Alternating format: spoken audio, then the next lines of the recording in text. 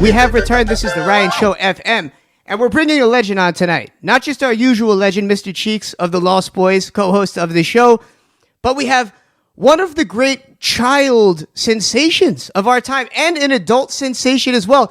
Now he's about to whoop some ass. Known for his street fighting, he's coming back with boxing gloves on.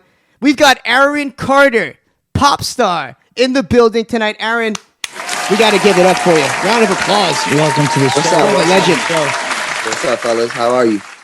I mean, it's good to see you here tonight, especially because we had Damon on very recently, and he is so hyped for this fight between you and Lamar Odom. Woo! It's crazy, man. It's unexpected for sure. I know it's like a David and Goliath type of situation. So, but I don't think Lamar is, he don't look like Ivan Drago, so I'll be all right.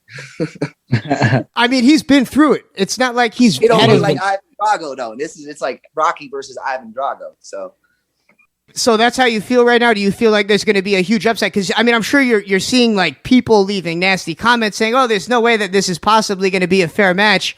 But, I mean, you're very confident. You're very confident that you got this match. So, got to give it up for you. Look, the bigger they are, the harder they fall. It's that simple, and going into it, it's just like, let them come to me, I'm going to let them come to me. Have you ever fought anybody that big before? He's a big boy. I mean, well, I guess when I was little, Nick was comparable to that. That's a good point. When you have an older brother, who used to win those fights? Exactly.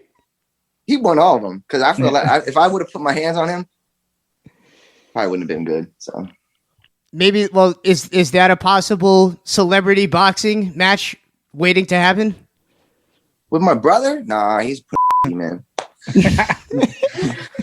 That guy's a No, probably not. No, because like 2 years ago, he got like a restraining order on me. So I guess I'm really scary. Ooh. Well, I mean, apparently, I mean, we'll see if Lamar does. That's the next step. And, once again, I got to say, I love the confidence. And we had Damon on, and he said that you had an experience street fighting, or you had quite a lot of experience street fighting. Can you go further into that? I'm just curious. I mean, just getting my ass whooped by a bunch of people. I mean, it's happened a lot of times, and I've had my nose broken a bunch of times. I've been bullied a lot. I was bullied a lot as a kid. I was little, so I wasn't really that big. And so, I mean, I was thrown in dumpsters, and I tried to I remember the first time I whooped somebody's ass, it was with a skate. I was rollerblading to school. I was 5th grade, and these 2 kids threw me in a dumpster and with my rollerblades on, and I put my rollerblades on my hands, jumped out, and I knocked both of them out.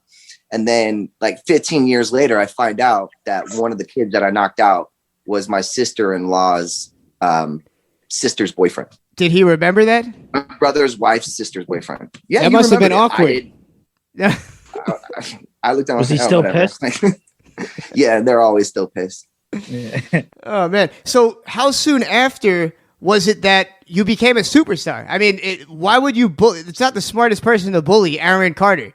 Especially at that age. It must have been right after.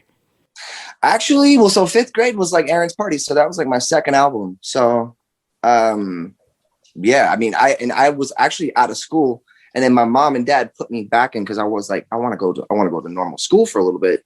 So they tried to put me back in school, and that's when that situation happened. I mean, and then, sorry, babe, I got my fiance over here. Congratulations, by the way. Congratulations on, yes, amazing news. Hey, there she is. Yeah, no, I mean, I had a bunch of like scorned boyfriends. I hooked up with their girlfriends. Thanks, babe. That happens. That happens too. Oh yeah, they'd be like, "Oh, you gotta meet me at the end of the driveway." All right, I'll meet you at the end of my driveway. Okay.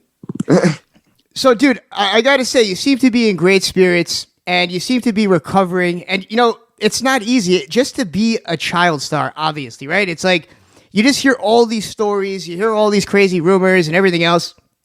So I have to ask you, because I'm sure a lot of people want to know, and it's a very basic question, but who is Aaron Carter at this point? Who is Aaron Carter?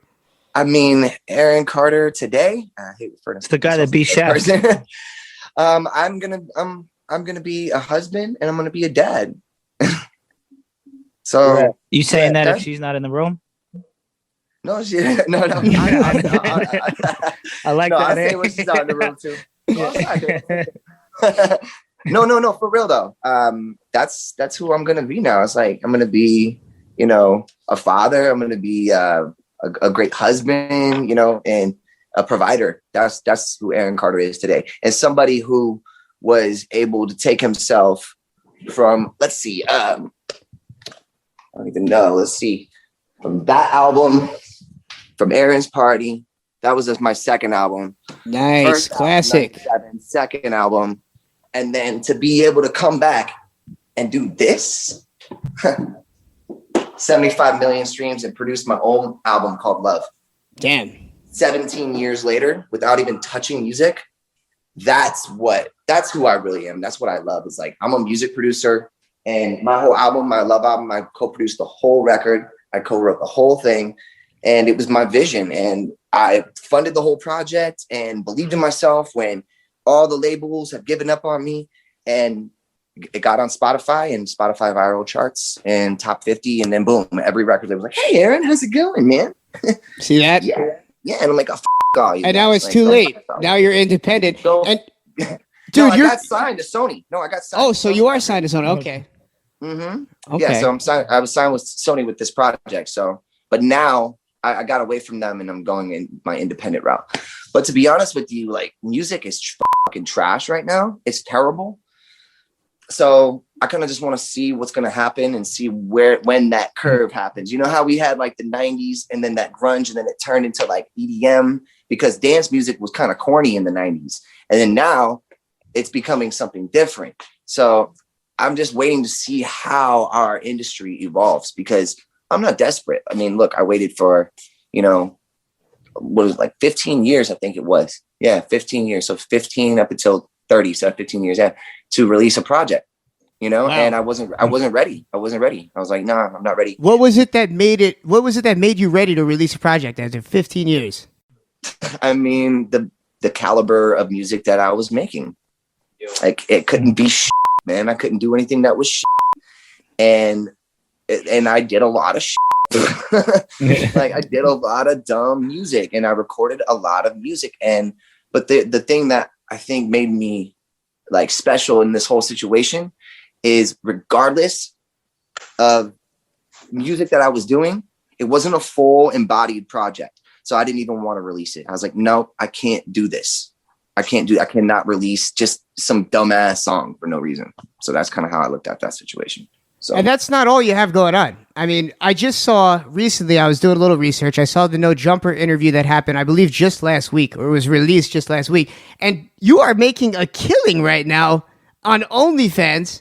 You're in the top 0.5% of top subscribers? Yeah, I'm 0.005%. So like, that's insane. I'm like in the top 3 creators. I mean, I do a good, like, you know, 70,000 a month. 70,000 a month through OnlyFans. That's insane. You know what's crazy is that it's just, I didn't know what that was all about, and I had like a tainted image in my head for anybody that did OnlyFans. I was like, oh, they're porn stars. I'm not doing it. My girl ain't on it with me. She never will be. She made a bet because she did OnlyFans when I first met her. And I was like, I don't like that. Like, I don't like your booty and your popping out everywhere. We got to do something about this. Yeah. And was she receptive to that? Like, well, huh? Was she, and she was cool with that, with you telling her no? She was like, well, you know, if, and I was like, well, I'll open an OnlyFans. And she goes, okay, well, if you open an OnlyFans and you make more than if you make more than $5,000, you know, in like a week, then I'll stop. I opened it up and I had like 40 grand in less than 30 minutes. So, damn. And then I was like, you're off. So, like, and it's all you. Don't worry, I got it. I mean, she kind of introduced it to me though. So, but it's like, you know, you hear some people are ripping off their fans on OnlyFans. I know there's been a controversy. I forgot her name. One of these Disney stars. She got OnlyFans. Bella Thorne, I think it is. But she didn't put out revealing enough pictures. People were disappointed. But I hear that you're just going all out with this thing. Man, I go all out with my song. I don't go shit. I don't care. I mean, what do you think I've been doing my whole life? I've been some sort of a weird sex symbol my whole life. So, you know what? The fans that I have on OnlyFans are bro, they're incredible. They're so supportive.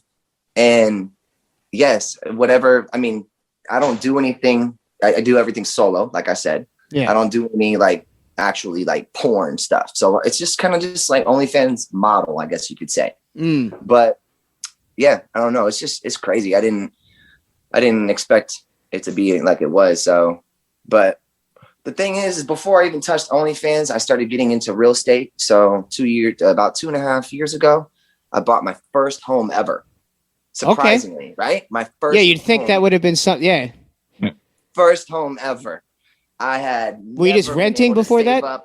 What's that? Were you just renting the whole time? Just renting and doing stupid drugs and doing stupid shit. And that's the life that I got, bro. That's what I was, because that's. And what now it seems you seem to be sober right now. I mean, are you completely off drugs at this point, training for the fight? I mean, almost 4 years. So the last time 4 years. Wow. Last time I went to rehab, it's been a success, and let's just keep it that way. I went to rehab for huffing duster cans, which is fun. I'll admit, we've all been up. Yeah. That shit is fucking crazy, and I was doing the gnarliest shit. I can't even explain to y'all what I was doing, hallucinating, all kinds of shit, driving cars off of bridges and shit.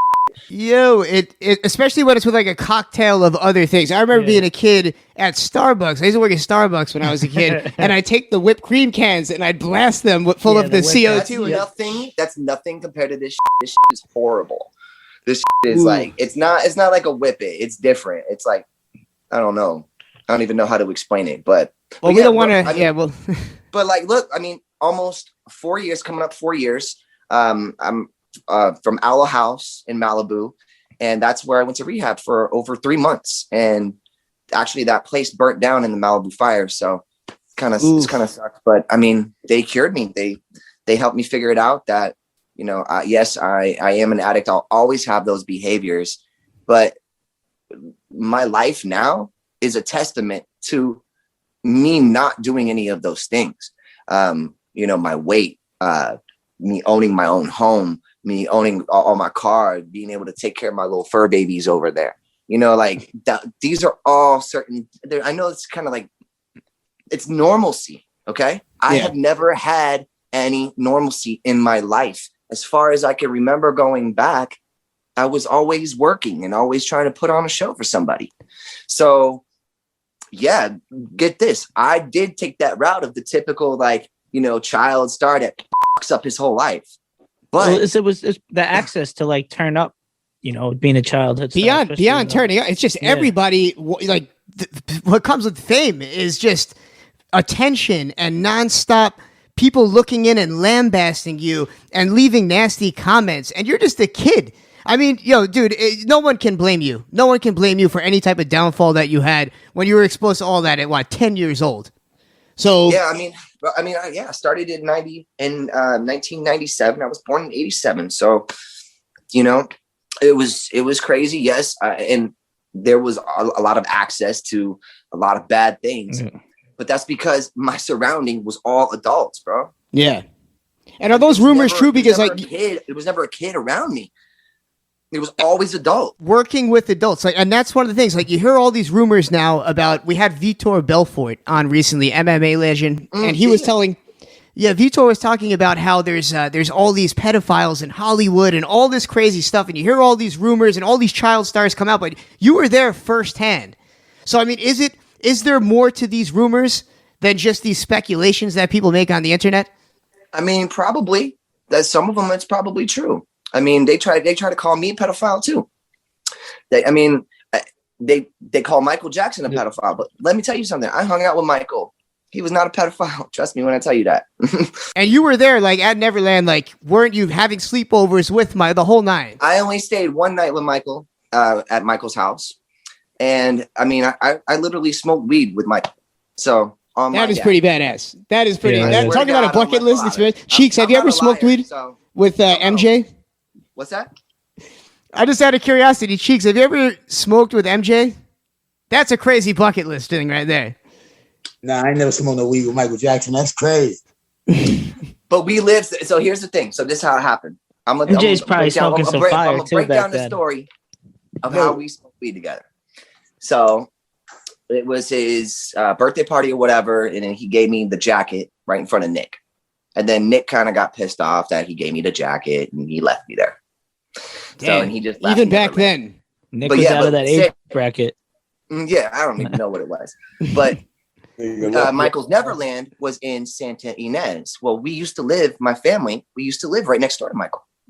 And we didn't know him at this time, but I had like missed the old house. And I asked Michael, I was 15. I was like, yo, can you get any weed? I don't give a f-. So I was like, yo, can you get any weed? Anything like that. And the next day he had this big, tall, blonde assistant with like curly hair. And this dude had like a dirt bike. And I go into the studio. I woke up and I'm like walking around Neverland. I'm asking people, yo, where's Michael at? Like, what the f-? And was there were people all over Neverland? Yeah. And all of his maids and all these people. Yeah. And I just start walking around and I'm asking people like, oh, where's he at? And they're like, oh, he's in his office. I go in his office and he had just gotten this big statue figurine from Michael Jordan of him dunking. And Michael collected those. Michael Jackson like collected all those big like statues. And he was showing me that. And he was like, oh yeah, I got some weed. And we went to the studio. His blonde assistant dude came out and he showed me the weed. And I was like, all right, let's go. I was 15. I was like, I want to drive Bentley, but I also want to drive over to Westerly Lane where I used to live and see if I can remember how to get there. And this is a good place for us to go smoke weed because that's where the first time I ever smoked weed, I was 11 in Santa Ynez next door to Michael. So I asked him, I was like, okay, let me take the car. It was me, him, and the assistant. And I took the Bentley and I got in it with him and I found my old house. Did Michael roll up? So I don't even know. Did Mike roll up? Huh? Did Mike roll up? What was Mike smoking? Blunts? No, I rolled it. I rolled the blunt. And then some crazy shit happened because I'm sitting in the passenger seat and we're listening to Would You Be My Butterfly? He's like popping his head and then all of a sudden I got super fucking stoned and I looked over at Michael and he looked kind of different to me and I was like, oh shit. And I like get up out of the car and walk. He's like, I didn't know you like to get wet. He looked at you. He goes, and I didn't know you like to get wet. Man, he looked at me and I thought I saw like a porcelain doll or something. So I got the fuck out of the car and I walked to the back. I'm like, oh, this is weird. Like, what the fuck? I get back in. I go back to Neverland. And then I was so stoned I couldn't even be around Michael. I couldn't look at him. Like, he had a lot of surgeries done. And I mean, he at that point in time, he looked kind of crazy.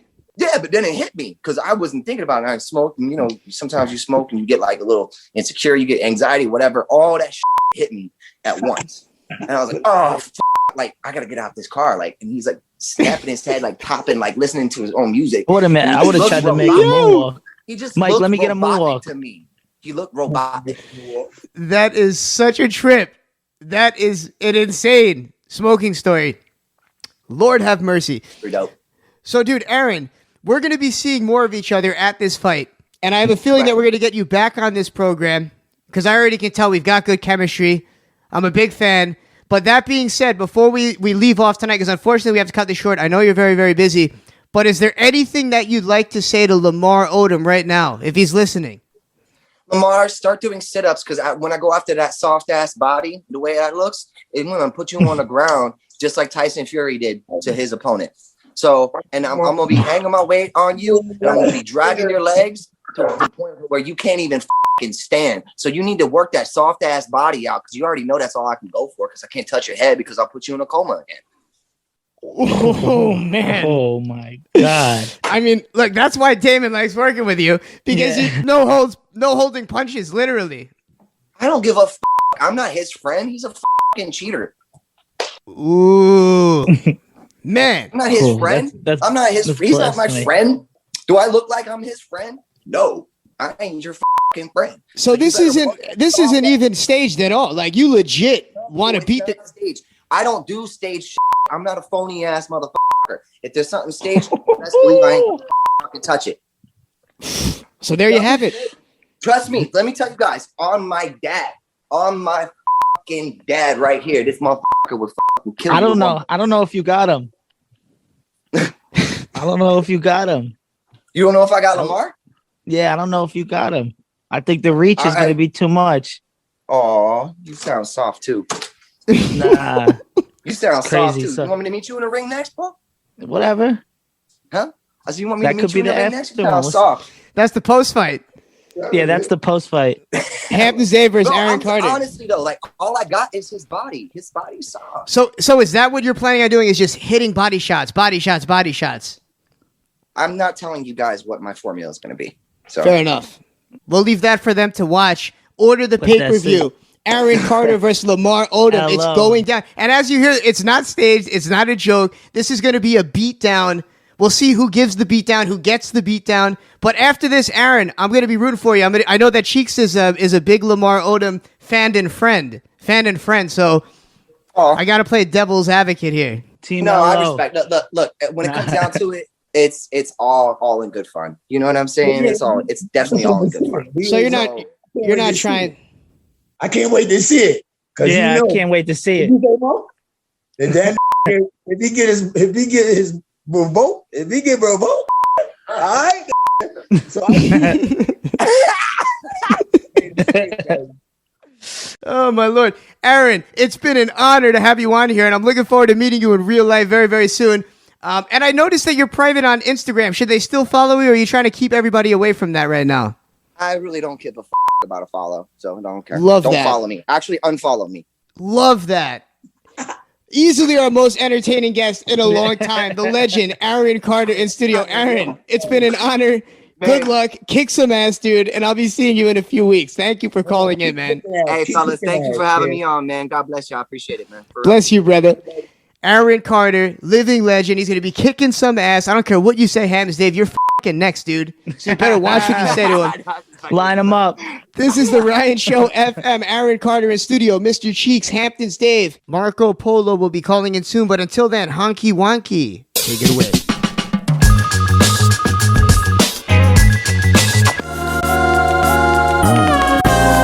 Cooler ruler.